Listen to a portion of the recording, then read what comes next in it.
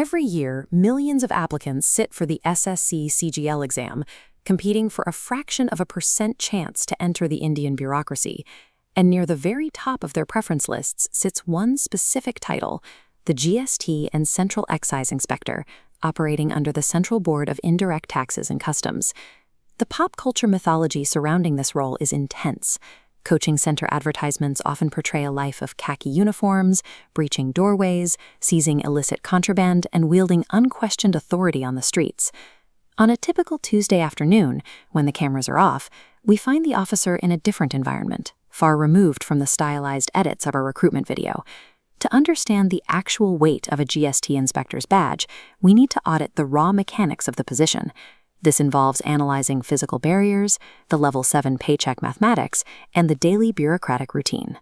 The true authority of a GST inspector resides in the hidden, technical mechanisms of taxation and the procedural grind of enforcement. The filter for this role begins long before anyone sits at a desk. Clearing the written exam is a massive achievement, but the physical requirements act as a second, rigid hurdle. The Central Board of Indirect Taxes enforces mandatory standards for male candidates: a baseline height of 157.5 centimeters, a 1,600-meter walk in 15 minutes, and an 8-kilometer cycling requirement.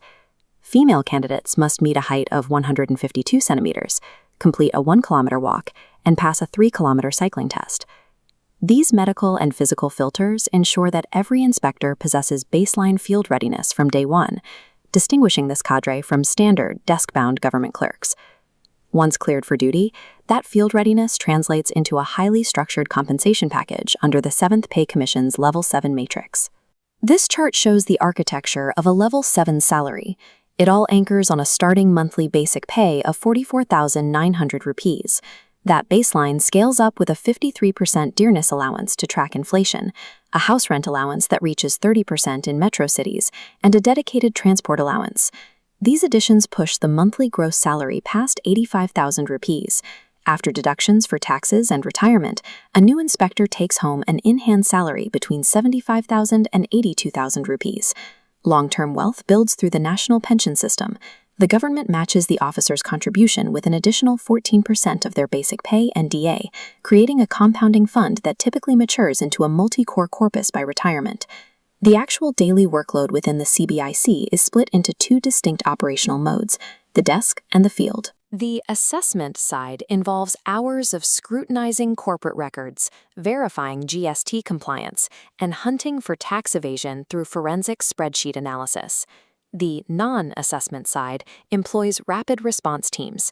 These officers monitor import and export hubs, prevent smuggling, and execute targeted physical raids on non-compliant businesses. These two modes are intrinsically linked. Every high-profile field raid acts as the physical culmination of weeks spent identifying discrepancies through forensic analysis at a desk. A successful GST inspector must balance the meticulous patience of an auditor with the physical readiness of law enforcement. There is a significant friction point in this career path, found within the promotion hierarchy of the CBIC.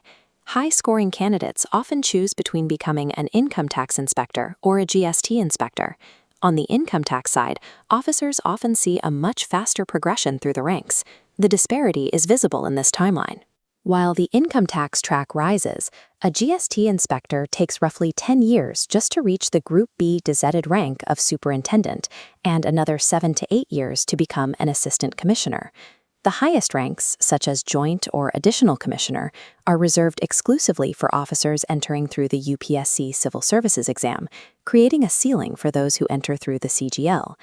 The path of a GST inspector is a professional slow burn, prioritizing deep-rooted stability over the immediate gratification of rapid advancement.